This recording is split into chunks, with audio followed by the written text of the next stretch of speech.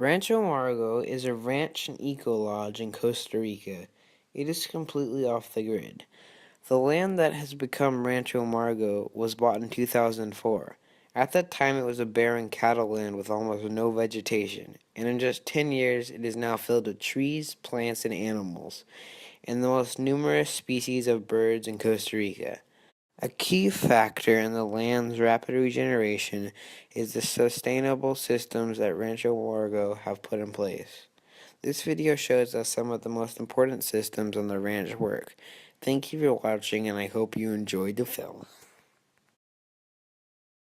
200 meters up there, and it comes by gravity up there. So water comes by gravity. At the end, we reduce the size of the pipe to increase the pressure. So there's a wheel that has a system like this. So the water hits that. That makes the turbine start spinning. The turbine by the pressure of the water. So we are going to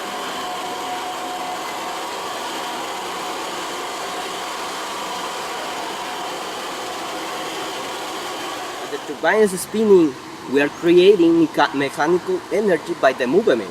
And there's a dynamo that transfer or the turbine transfer that mechanical energy through or to the dynamo by belt. So the dynamo converts that mechanical energy into electricity. There's a water system that takes the electricity to the infrastructures, and water joins again the natural flow of the creek. Well, this is the compost pile. What they do, well, what's interesting is like, you get on top, it's cooler, like, but once you go down, it gets to like 70, 80 degrees Celsius. What's underneath all that stuff down there? Coils and water pipes, and the heat of the compost heats up the water pipes and heats up the water, so that lets us have hot water. All the rooms and the pool and everything. This, or in here, we have two main reasons why it doesn't smell as well, because we have approximately 20 tons of compost in here, and it doesn't smell because we have lots of cows, pigs, and horses manure. We have lots of animal manure over here, and it doesn't smell like that as well. So the first reason is going to be the animal's diet. We grow mulberry bush, we grow sugar cane, king grass, different grasses that we put in a grinder and create a green mixture. So that's how we feed the animals. So we try to keep a clean digesting system of the animals. So we ended up getting an excrement with less odor. So that is one of the reasons that it doesn't produce that smell. And the second reason is that in here, in the nature, there's mountain microorganisms, fungus. They are considered decomposers. So we collect them and reproduce them and put it in the compost to help us in the breaking down process, but also keeps away smell and flies. Because if you take a walk throughout the jungle, throughout the forest, there are lots of matter that are decomposing, rotting in there, but you cannot feel any smell. It's because those microorganisms, they do eat those bacteria that they do produce smell. So what happens naturally in the forest is the same thing that we are going to have over here.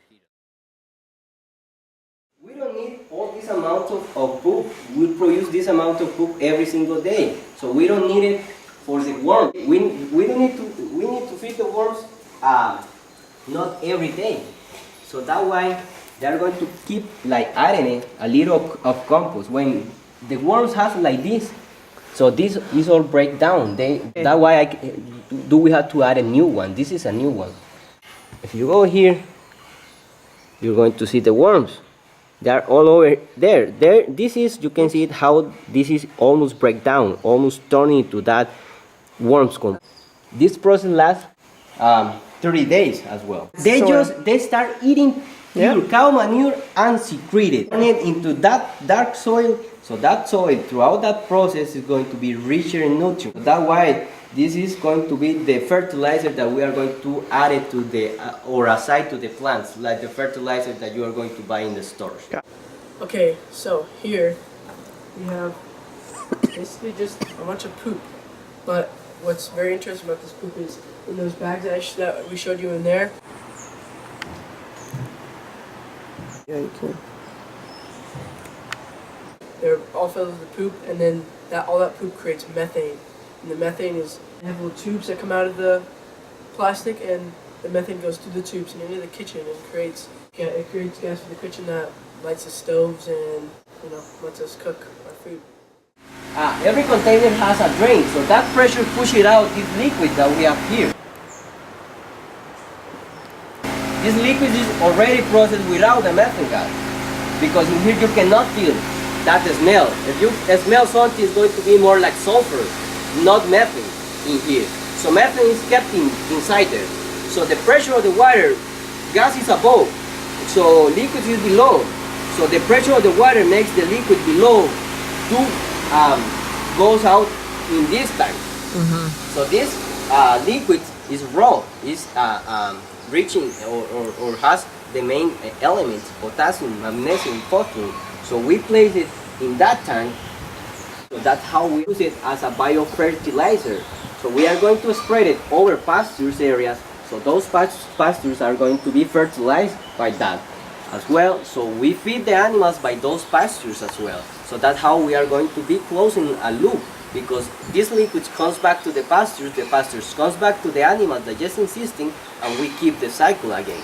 So this is going to be biofertilizer, and up there or inside there the gas is going to be kept, or we are going to be producing the gas transported from here to the kitchen via pipes, and the whole process is going to happen naturally as well using gravity, because liquids comes inside, but the pressure of the gas is going to start pushing out this liquid, so which is the remains from the whole process, which is raw liquid as well, is reaching main elements as well, and we use it as a biofertilizer.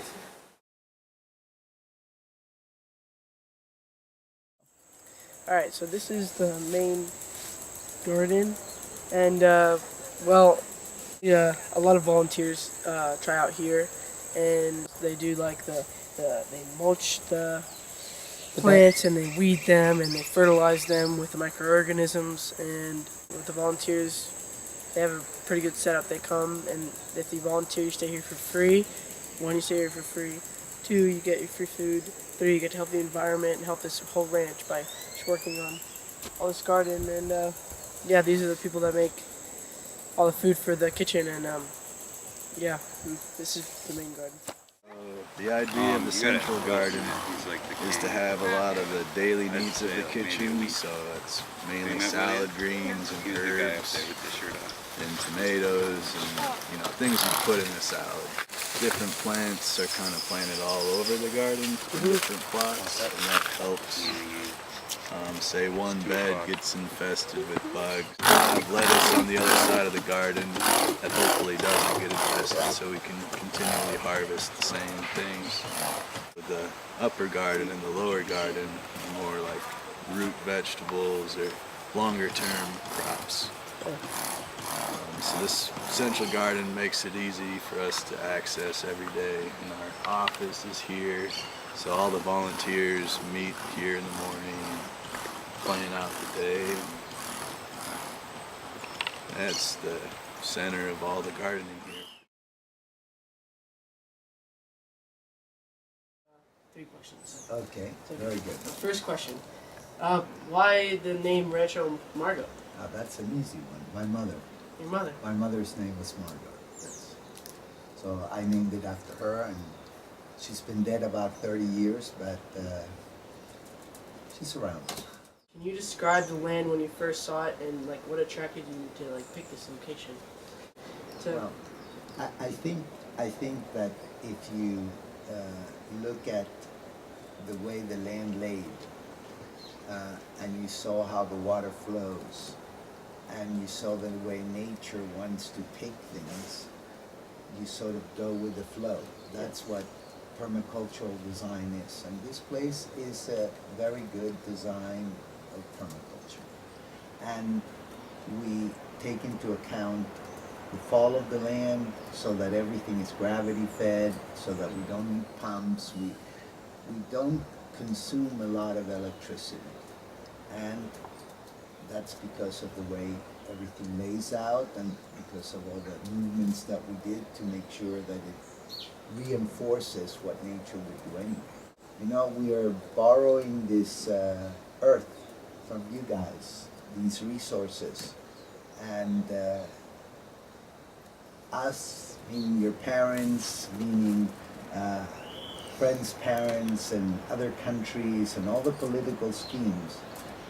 We borrowed and we are bankrupting the system. And the system is this globe that we have, this place we call Earth. So you guys get on the stake and make sure that you start helping the conservation effort and start reducing consumption.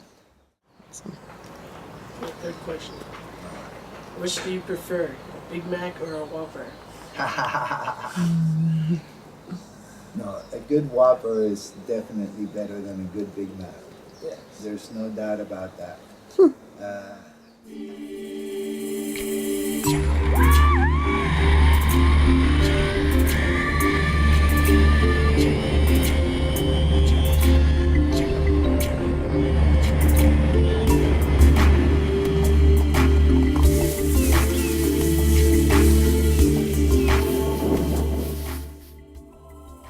What we got from this project is that our generation needs to take the Earth's pollution and environmental problems into our own hands. We need to significantly change the way we are living, or there might not be anything left for our children. By being more sustainable, getting water tanks, growing our own food, pursuing alternative forms of electricity like solar power, wind, and water turbines, we can start heading in the right direction and make a difference right now.